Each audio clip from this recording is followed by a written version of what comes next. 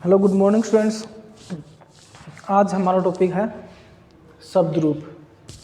चूँकि हम पहला टॉपिक धातु रूप पढ़ चुके हैं और धातु रूप के बाद में दूसरा टॉपिक है शब्द रूप।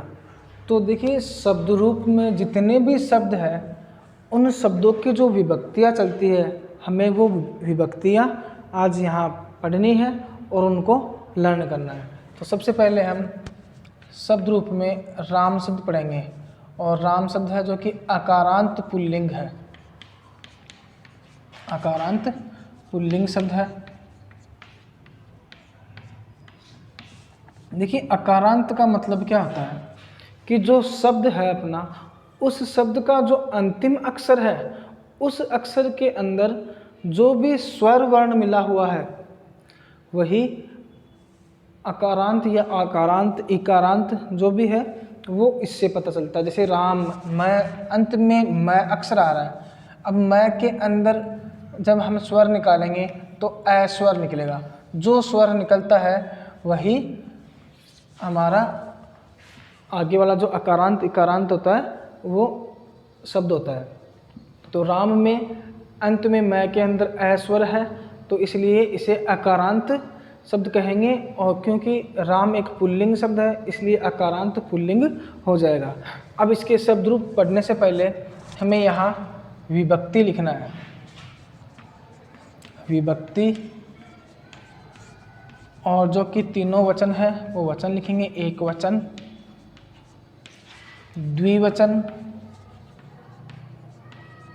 और बहुवचन।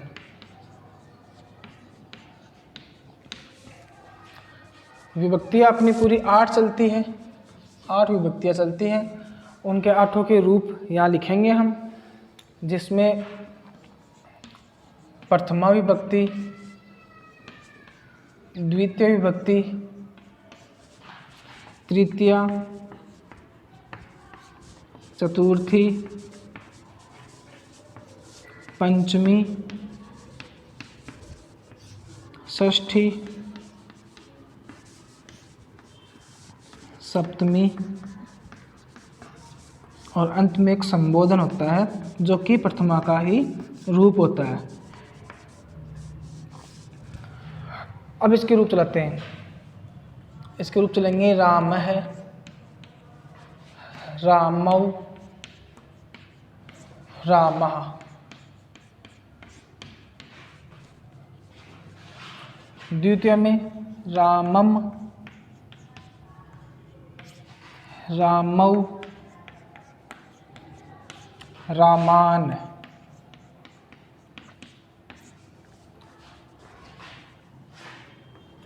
रामेण, रामाभ्याम, रामई।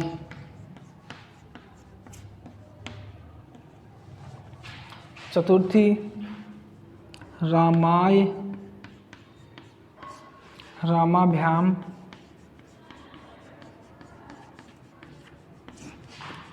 रामेभ्ये।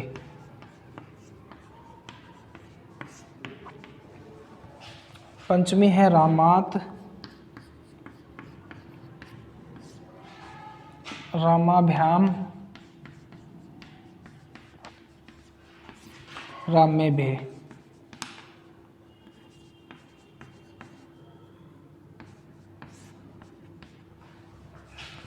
षष्ठी है रामस्य,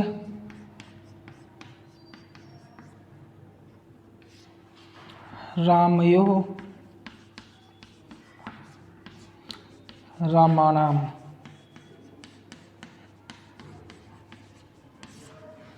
सप्तमी विभक्ति है रामे, रामयोः,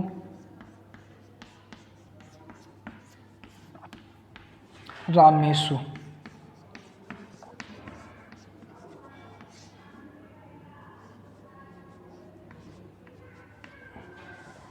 यहाँ रामेषु में मूर्धन्य स आएगा। फिर अंत में है संबोधन। देखिए, संबोधन का मतलब हम किसी को भी संबोधित करके पुकारते हैं तो उससे पहले हम हे लगाते हैं, और आगे अपना जो शब्द है राम है, तो संबोधन करने के लिए हमें विषमयादि बोधक जो चिन्ह है उसका प्रयोग करना पड़ेगा। तो बन जाएगा हे राम है, हे रामौ, हे राम।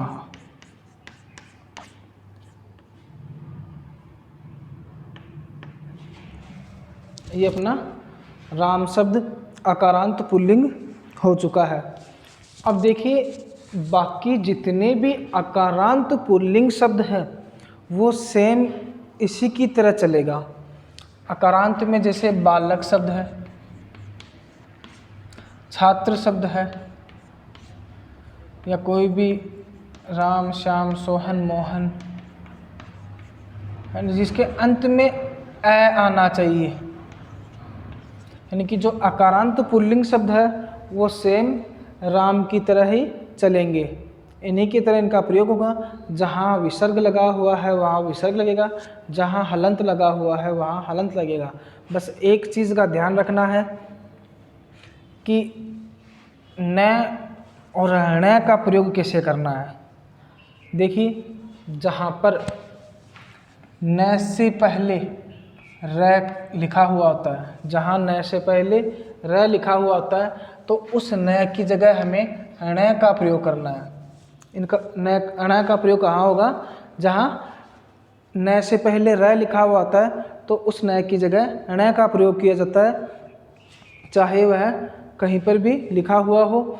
और एक बात और ध्यान रखनी है, यदि न हलंत होता है यानी कि न आधा होता है, उसके अंदर स्वर नहीं मिला हुआ है, तो उसे हम न ही लिखते हैं, उसको न नहीं लिखा जाता। तो देखिए ये तो बात हो गई पुल्लिंग की। अब बात करते हैं स्त्रीलिंग की। जैसे स्त्रीलिंग में हम रमा शब्द ले लेते हैं, रमा शब्द जो कि स्त्रीवाची शब्द है, और रमा के अंदर देखिए आ रहा है, इसका मतलब ये हो जाएगा आकारांत, ये हो जाएगा आकारांत, और पुल्लिंग की जगह हो जाएगा स्त्रीलिंग।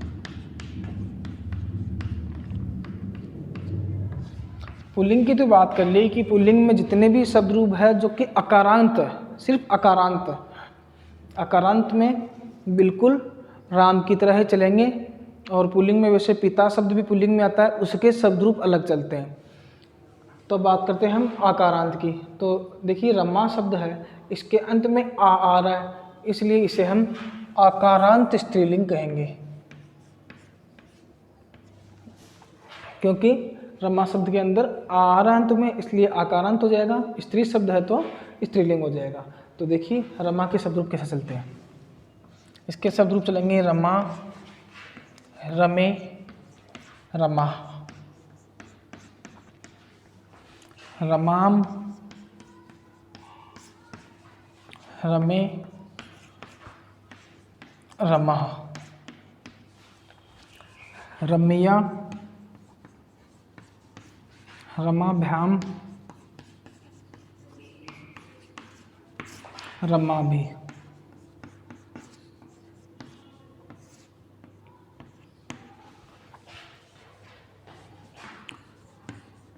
रमाई, रमाभ्याम, रमाभे।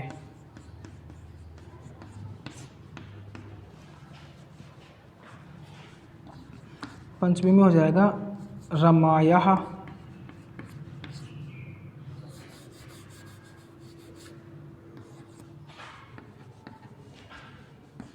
रमयोः, सॉरी रमायः, रमाभ्याम, रमाभे। षष्ठी में हो जाएगा रमायः, रमयोः, रमाणाम।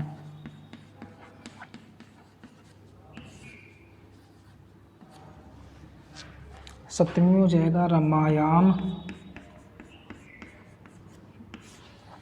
रमयोः, रमासु।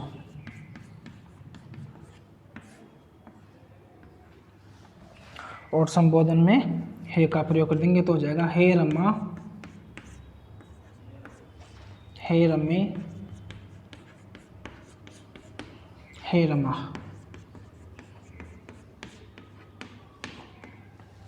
अब देखिए जो आकारांत स्त्रीलिंगवाची शब्द है, अब इसकी तरह जितने भी आकारांत स्त्रीलिंगवाची शब्द है, जैसे लता है, सीता, इस तरीके से बालिका, छात्रा, बाकी ये शब्द भी बिल्कुल इसी की तरह सेम टू सेम चलेंगे। सिर्फ ध्यान इतना रखना है कि यदि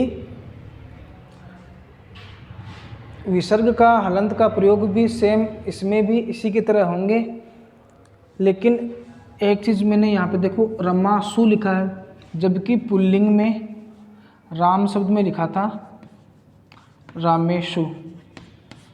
अब यहाँ पर तो लिखा है मूर्धन्य से, यहाँ लिखा है दंते से, तो दोनों स में अंतर आएगा, क्योंकि यहाँ पर स से पहले ए का प्रयोग किया गया है, इसलिए यहाँ मूर्धन्य स का प्रयोग किया गया है, और यहाँ स से पहले आ का प्रयोग किया गया है। तो स से पहले यदि आ आता है तो वहाँ दंते स का प्रयोग किया जाता है, और ए का प्रयोग हो तो उसके आगे मूर्धन्य स का प्रयोग। यदि ए हो तब तो दंते से मूर्धन्य से आएगा, और आ हो तब वहाँ दंते से आएगा।